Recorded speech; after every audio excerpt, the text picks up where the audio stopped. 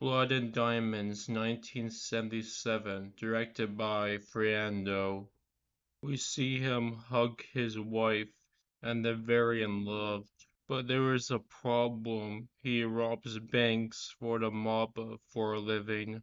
She wants him to stop this way of life, and they're so in love that even their strands of hair touch. We see the kidnappers, and these guys are holding an entire small bus hostage. This is a very stressful scene. We see him remember his wife who was on the bus and got kidnapped and maybe died. This man's addiction and job of robbing banks and trying to get diamonds is destroying his life. He goes to a car dealership because every Fernando movie in 1970s needed to have a scene in a car dealership, but this looks more like an actual car dealership. And this is actually a emotional moment because the mechanic also knew his wife. We see him talk to the boss of the mob who has like a throne or something. He looks like a freaking dictator.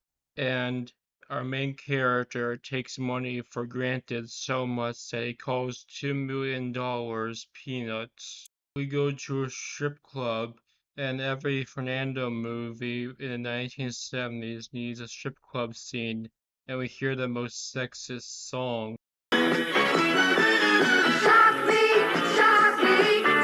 If you want pretty women, you have to freaking shop with them. It's freaking torture, according to this director. But I guess this song was correct because she is gonna stop shacking up with this Jew kid if he doesn't get the diamonds. This guy insults his team so much that when they don't get enough money, he says, "What did you give me? A bunch of fruit?"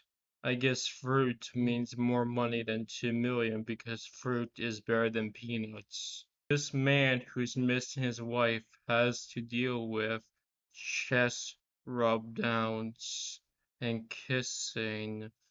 Ugh, women are just messed up. This man doesn't expect a woman to be honest without abusiveness. And she says, I did not tell that Jew kid to get involved with those crooks. That is a complete lie. I guess I would lie if I was getting smacked like that. I didn't know that making counterfeit money involves sewing machines. Wow, the woman is sleeping with all sides of the gangsters. He asks the car dealership where our main character went.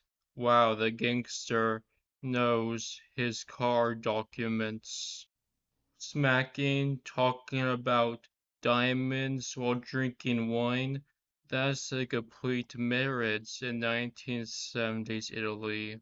See him threaten both the mob boss and the second in command to keep the diamonds and maybe find his wife, but I think his wife is dead. And he fights him hard, so hard that it looks like he went through a rainstorm of sweat. So the movie ends on an ambiguous note when he gets shot and he doesn't get his diamonds and the wife is dead. This is a cautionary tale.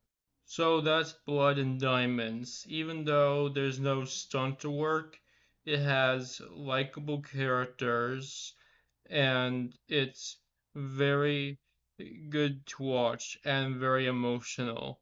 And you can really feel the pain of the main character. I recommend it.